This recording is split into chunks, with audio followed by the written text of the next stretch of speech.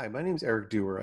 I teach biology at Suffolk University in Boston. And one of the classes that I do is a course about evolution for people who don't study science called Humans in the Evolutionary Perspective.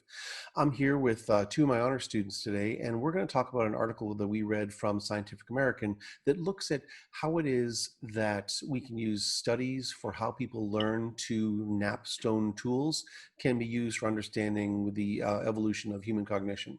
So, Dan, why don't you introduce yourself first? Hi, I'm Dan Galvin. I'm a freshman at Suffolk University and I'm a philosophy major. And I'm Noah Matheson. I'm a freshman too, and I'm a film and media major with a minor in history. Right. So this article is written by a researcher whose research lab is really focused on, I mean, it's in some ways it's like, yeah, it's like a craft, almost like a workshop, where he's teaching undergraduates how to make stone tools using traditional kinds of implements. And so this is what's called like stone napping or flint napping. Um, and then he has this really clever research project, I think, that allows him to be able to, teach students how to nap flint and then see through brain imaging studies where the changes in the brain happen. And so, and using that, because there are a lot of hypotheses for how it is primates got smart, for how it is that humans got smart. And in this case, looking at how like learning processes on a thing that like a Stone Age kind of technology is, I thought kind of a cool way to approach it. What did you guys want to start talking about with this first?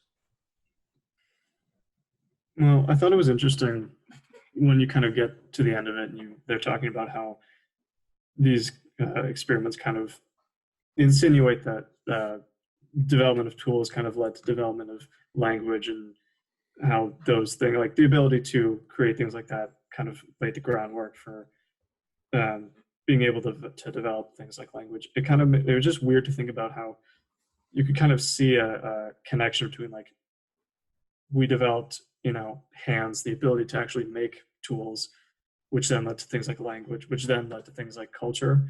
It's kind of just weird to think that there's like, okay, there's like a thing you can follow of like this to this to this that leads from like anatomy development to like cultural development, and not just like, oh, the brain can do these things, but also like we have this background of like, tools lead to culture. It's not something you'd think of, but the article seems to kind of insinuate that that's what happened. Yeah. Yeah, Hold it's on, hold on one sec. Hold on one second here. What's your problem? Yeah, come on, man. I'm working. Get out of here. Yeah, I'll edit this out. My kid wanted to make sure I knew about this meme. All right. Let's start over again. all right. Yeah, no, I was just gonna go off of that and say like, uh, you know, uh, at the beginning of the article, he addresses that at first it's been addressed in the past. Asking if tool making does lead to the development of things like that, and it's been shot down before. But it's pretty interesting to see that after all this work and all this research, that it does indeed have like a pretty direct correlation. Yeah, and I like the part of the arc of that story where it's like, here's an idea that that came about early, and everybody said, "Nah, that can't work." And then you get some new technology, and you say, "Well, let's just try it. I still like that idea, so let's try to hit it up again." And then you actually get something for it. It makes me think of, remember we were talking about how about plate tectonics, about how the idea that the continents would have moved around was an idea that had been around since the 1800s, but everyone said, "Nah, there's no way that can happen." But then it wasn't until later, when we had better tech for being able to look for paleomagnetism, we were able to actually justify hypotheses about how things could have worked. So yeah, I sort of like those. In some ways, this is, we talk also in our in our group about how scientific ideas kind of die with the old folks who kind of like leave them behind, but the ones that are still current, the ones that still seem to have good explanatory power, keep going. But then these like revolutionary changes happen every now and then, when you're able to when the thinking, you know when theories change really quickly. But yeah, I sort of dig this. These old hanger-on ideas, they're still kind of like needle at people, thinking, I bet you there's still something there. And so Yeah. but the being able to try to attack those questions with techniques that they didn't have in the 1950s, then I think that's a that's a kind of a cool. I think that's, as far as like as a story of discovery, I think that's a really interesting narrative. Right. Yeah. And it happens all the time in science. Like think about even Darwin. People shot down his ideas completely his entire life, and the whole revolution didn't even start till after he was dead. I'm pretty sure. Well, certainly the full how widely applicable it was, that was that started to decrease, as you're getting into like the early 1900s of, so we're seeing genetics, this new technology kind of coming to the fore as being a better explanation for where phenotypic diversity comes from. But yeah, those are some of these ideas, they keep, sometimes they come around and they look like, they knew all along. But sometimes it's, here's an idea that wasn't right the way it was first articulated, which isn't the case where we're talking about natural selection, Right. but there's a way that makes sense. Actually, Lamarck is like this. In our group, we talked about Lynn Margulis a little bit, who was one of the main proponents in the U.S. of this idea of like how eukaryotic cells evolved by like becoming little communities of microbes. She, the ability for genes to go from one individual to another individual without having to, without having to be, not through descent, not because they're parents and offspring, but be able to swap genes from one another and get new characteristics that way. It's what we call horizontal evolution. Mhm. That's a thing it's sort of this neo-Lamarckianism, where it's like because if Lamarck was about inheritance of acquired characteristics for these bacteria mostly that can swap genes, they they have they've acquired these characteristics not through selection but just by like like a download. So one things that even Lamarck, who gets dumped on all the time by biologists, wasn't all the way wrong as far, if we look at it with a certain point of view, with with different technologies to kind of understand how what might have been metaphors in the beginning might be actually something that could be workable. What else do you think about the article? One of the other things I started thinking about was how we kind of, I don't know if it's the right way to describe it, we kind of played the evolutionary long game where we didn't develop like a specific tool for our environment. We don't have tusks, we don't have horns, we don't have claws, but we have the ability to replicate things. And so where we are, if it's just a human versus a lion, the human's probably not going to come out on top.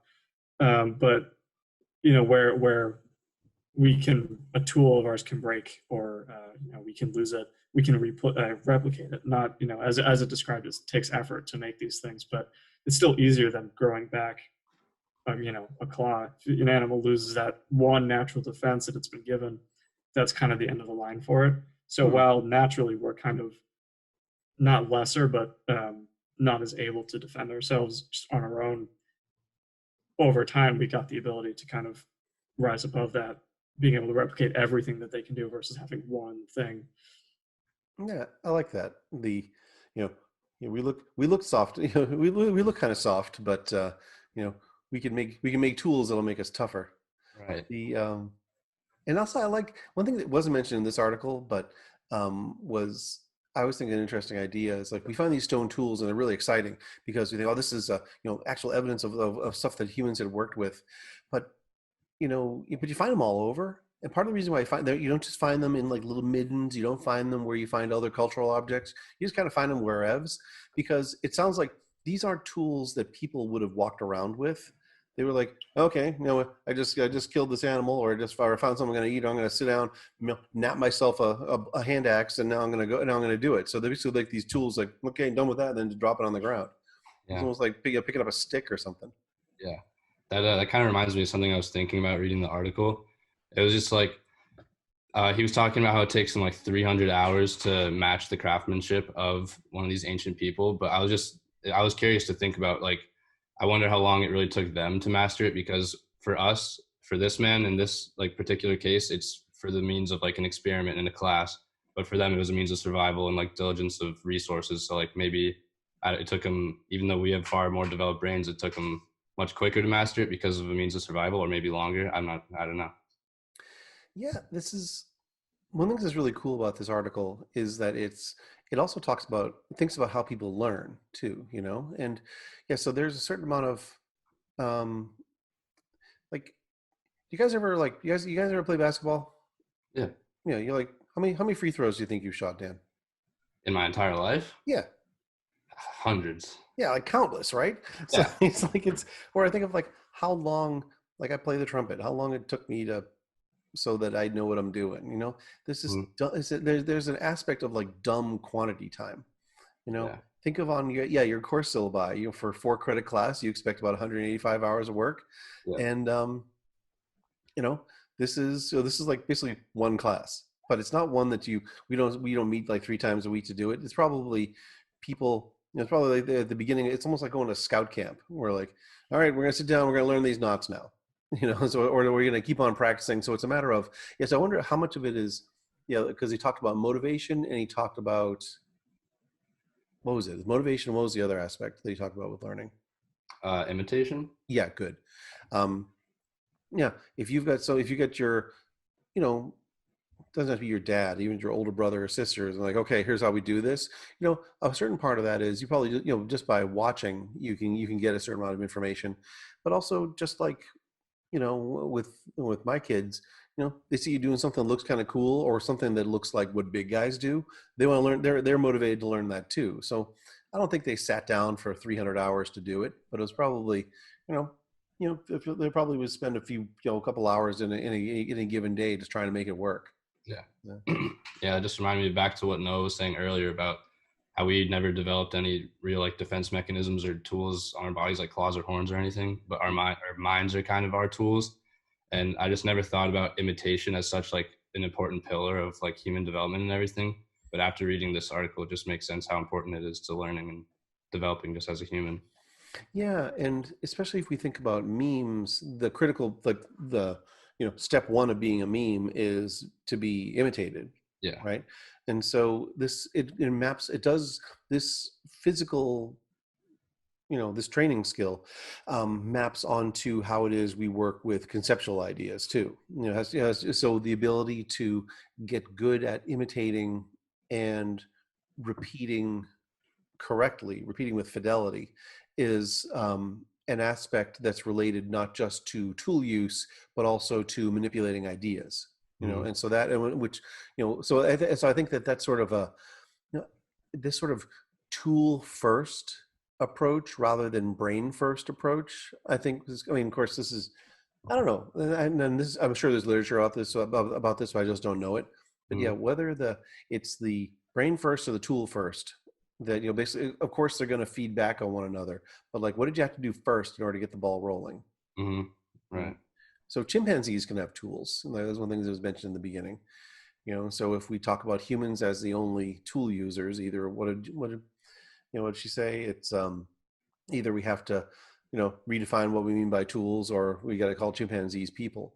Yeah. So, but what to, yeah, so we'd have to look this, I guess this is now a task to do for the comparative method again, where we look at other species and figure out, well, what is it that they're able to do? Like, how is it that they learn how to do tools? Are they mimicking other individuals, or are they just kind of bumbling across this? We see examples of this in different kinds of birds and mammals for how they all work. What else do you want to talk about in this? One other thing I kind of started thinking about is we kind of generally as a society like to think about how advanced we are and how how knowledgeable we are, and obviously to pretty extensive degrees we know more just about the universe in general than people back then did. But it's not that we're like we have years of building on top of ideas that kind of allow us to do this, but they talk about how complex some of these mechanics are for making this equipment, and how long it took, like we talked about already. It takes hours and hours and hours. It was just interesting to think about, like, we're advanced and more knowledgeable, but not necessarily like, not better isn't the right word, but we're not as superior as I think we like to think we are. It kind of makes you think, like, you know how how advanced are we really? For we have modern technologies, but as ourselves, we haven't. We can't evolve as fast as society is building around us. Mm-hmm. Yeah, just like talking about in the technological department, we're definitely obviously years and years ahead of these people, but when you go down to the bare craftsmanship and like rules of survival, it seems we haven't evolved too much past these people. Yeah, I mean, a lot of this is like, I don't know, my my younger kid is in scouting, and like 2/3 of becoming a scout is like understanding common sense, because like there are things that we don't need to know.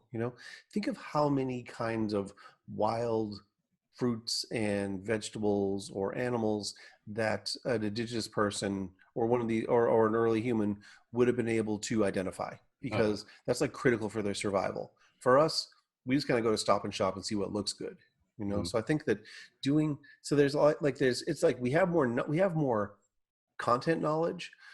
Well, we have a different kind of content knowledge than people would have had 30,000 years ago. But our knowledge, people who go to college, that kind of thing, our knowledge is stuff that is what we can, the ideas we can think about if you are already comfortable, if you are already, if you're already well fed, if you're already, not under constant, danger of murder by some savage animal or something. That's what we, so like, I don't think in terms of amount of knowledge, I don't know how much more we know than what your typical person would have known from 30,000 years ago, or even from 500 years ago. But the kind of, so like the content of our knowledge, like the volume of our knowledge may not be that different, but we can do different stuff just because we don't need to remember which fruits we can eat, in the forest, because we get that locked down. Yeah. So, but yeah, I sort of like the, what would you, yeah, if you had to, we could, if we had to, if we, if the lights went out, if the water stopped moving, if the water stopped coming out of the tap, we'd have to figure this out. We're recording this on, what is it, April 3rd, 2020, and the coronavirus pandemic is happening. And like, we're not in danger of like collapse of civilization here, but that's when we'd start to see, the difference between understanding like of this craft knowledge of like what you need for survival in the environment compared to what we become used to. It doesn't make us bad, it's just we're products of our environment in this case. Yeah. Yeah. Well, yeah. Anything else you want to wrap up with on this article? Anything that if there was one thing that you wanted somebody to know, what would you, somebody who didn't read this article to know, what would you want them to know about it? I would just want them to know that plasticity basically equals evolution, because of the way that our brain likes to hang on to things that make tasks easier, more efficient, or just more effective or reliable. And I mean, it seems pretty obvious to say, but it just seems like a really important aspect of evolution to me and how the brain functions. Yeah, but like that plasticity isn't always like plasticity isn't like, it's not the same thing as selection. But what we see is for people if like subsequent generations, if their brains have these kinds of connections already in place, then they're going to be pre-adapted for being able to be able to hang on to new knowledge.